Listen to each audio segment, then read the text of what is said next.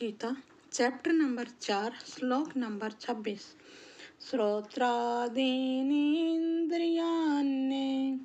संयमाग्निषु जुह्यति शब्दादीनि विषयान्ये इंद्रियाग्निषु जुह्यति।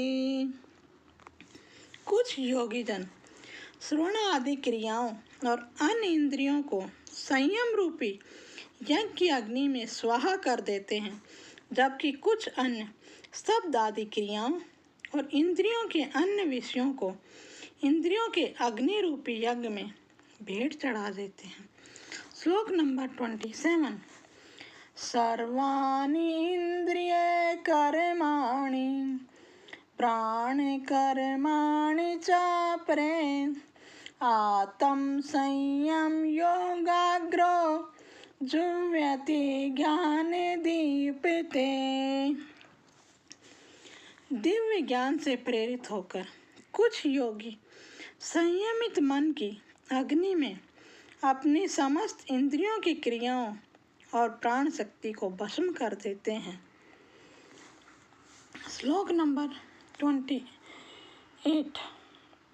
द्रव्य यज्ञास्तप्यो यज्ञ योगी यज्ञास्थापरे स्वाध्याय यज्ञ ज्ञानज्ञ यतये संस्थिता व्रत। श्लोक नंबर 28। कुछ लोग यज्ञ के रूप में अपनी संपत्ति को अर्पित करते हैं, कुछ लोग यज्ञ के रूप में कठोर तपस्या करते हैं, कुछ लोग यज्ञ के रूप में अष्टांग योग का अभ्यास करते हैं, जबकि अन्य लोग यज्ञ के रूप में वैदिक ग्रंथों का अध्ययन और ज्ञान पोषित करते हैं, जबकि कुछ कठोर प्रतिज्ञाएं करते हैं। श्लोक नंबर 29 और 30 एक साथ ही है। अपाने जुह्यति प्राणम प्राणो अपानम तथा परे प्राणापान गतिरुद्ध्वा प्राणायाम परायणे अपरे नियताहार प्राणाना प्राणेषु जुह्यति सर्वे अप्येते यज्ञविदो यज्ञ अक्षपित कल्मषा। कुछ लोग बाहर छोड़े जाने वाले श्वास को अंदर भरी जाने वाली श्वास में, जबकि कुछ लोग अंदर भरी जाने वाली श्वास को बाहरी श्वास में रोककर यज्ञ के रूप में अर्पित कर कुछ प्राणायाम की कठिन क्रियाओं द्वारा भीतरी और बाहरी श्वासों को रोककर प्राणवायु को नियंत्रित कर उसमें पूरी तरह तल्लीन हो जाते हैं। कुछ योगी जन अल्प भोजन कर श्वासों को यज्ञ के रूप में प्राण शक्ति को समर्पित कर देते हैं। इस प्रकार के यज्ञों को संपन्न करने के परिणाम स्वरूप साधक स्वयं को शुद्ध करते हैं। श्लोक नंबर 31। यज्ञशिष्टामृत भुजो यान्ति ब्रह्म सनातनम नायं लोकोऽस्तस्य यज्ञस्य कुतो अन्य कुरु सतम्। इन यज्ञों का रहस्य जानने वाले और इनका अनुष्ठान करने वाले इन यज्ञों के अमृत तुल्य अवशिष्टांश का आस्वादन कर परम सत्य की ओर बढ़ते हैं। हे कुरुश्रेष्ठ, जो लोग यज्ञ नहीं करते वे न तो इस संसार में और न ही अगले जन्म में सुखी रह सकते हैं। श्लोक नंबर 32 यानी कि 32। एवं बहुविधा यज्ञ वितता ब्राह्मणो मुखे कर्म ज्ञान सिद्धि तानि सर्वानेव ज्ञात्वा विमोक्ष्यसे। श्लोक नंबर 31।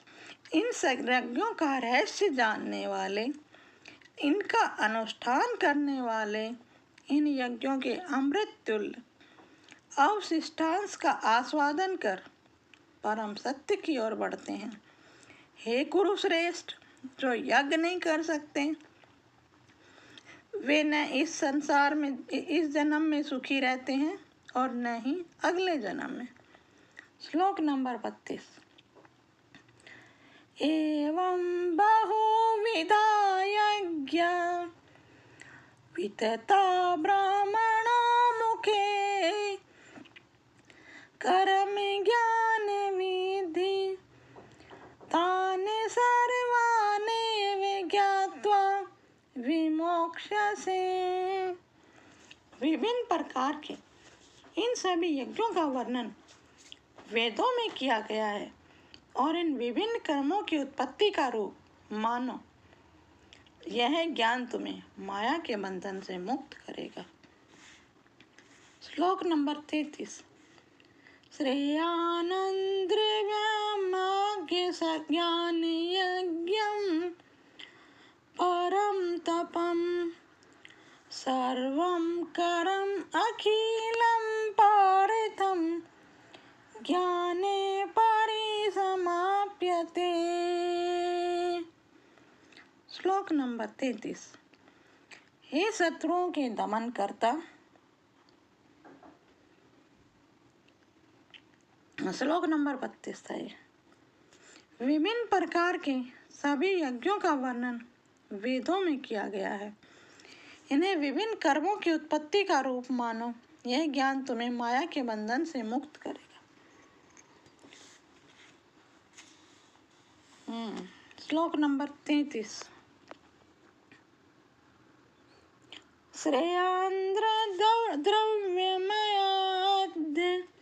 ज्ञानं ज्ञान यज्ञ परन्तप सर्वं करम अखिलं पार्थं ज्ञाने परिसमाप्यते। श्लोक नंबर 33। हे शत्रुओं के दमन करता, ज्ञान युक्त होकर किया गया यज्ञ किसी प्रकार के भौतिक या द्रव्य यज्ञ से श्रेष्ठ है। हे पार्थ, अनंत सभी यज्ञों की परिणति दिव्य ज्ञान में होती है। श्लोक नंबर 34। तद्बुद्धि प्रणिपातेन परिप्रश्नेन सेव्या उपदेक्ष्यन्ति ते ज्ञानं ज्ञानिनस्तत्त्वदर्शिने।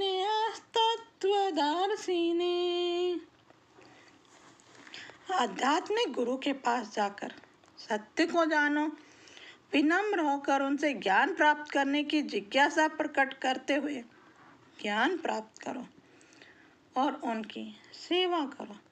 ऐसा सिद्ध संत तुम्हें दिव्य ज्ञान प्रदान कर सकता है, क्योंकि वह परम सत्य की अनुभूति कर चुका होता है।